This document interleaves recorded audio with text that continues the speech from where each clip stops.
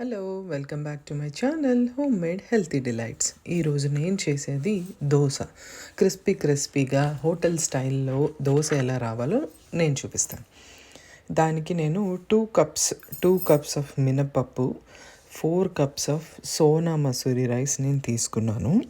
2 cups of మినపప్పు, 4 cups of Sona Masuri rice నేను తీసుకున్నాను. దాంట్లో కొంచెం మెంతులు, బియ్యంలో కొంచెం మెంతులు, ఒక హాఫ్ స్పూన్ మెంతులు, ఒక 2 స్పూన్స్ దాకా శనగపప్పు, ఈ 2 వేసుకున్నాను.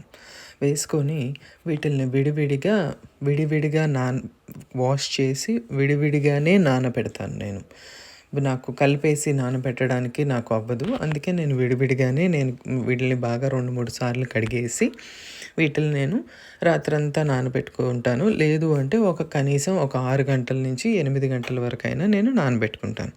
తర్వాత వీటితో పాటు 1 కప్పు అటుకులు, వాటిల్ని కూడా నానబెట్టేసుకుంటాను.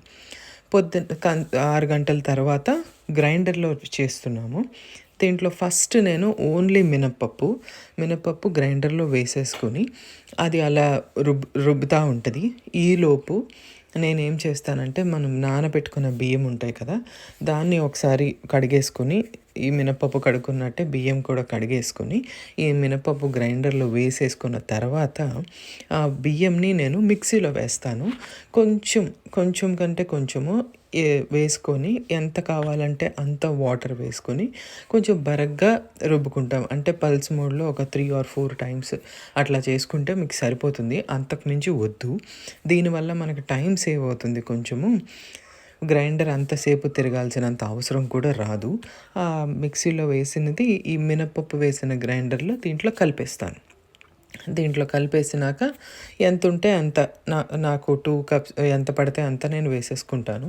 కలిపేసినాక అది గ్రైండ్ అవుతున్నప్పుడు ఈ నానబెట్టిన అటుకులు కూడా ఆ గ్రైండర్లోనే వేసేస్తాను.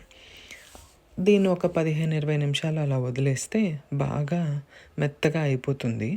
మీరు ఒకసారి పట్టుకొని చూడొచ్చు. ఇడ్లీకి వచ్చినంత మెత్తగా అయితే రాదు దోశ.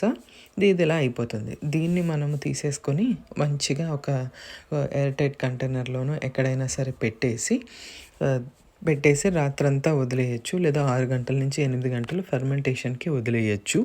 లేదు అని అనుకుంటే ఇప్పుడే దీంట్లో కొంచెం ఉప్పు వేసుకొని దానికి సరిపడా వాటర్ వేసుకుని దోశ వేసుకున్నా కూడా వస్తుంది. కానీ ఫెర్మెంటేషన్ చేసిన దోశ అయితేనే చాలా బాగుంటుంది. నేను వేసిన దోశ నా ఛానల్లో ఉంది, కావాలంటే ఒక్కసారి చూడండి. Thank you so much for watching. Bye.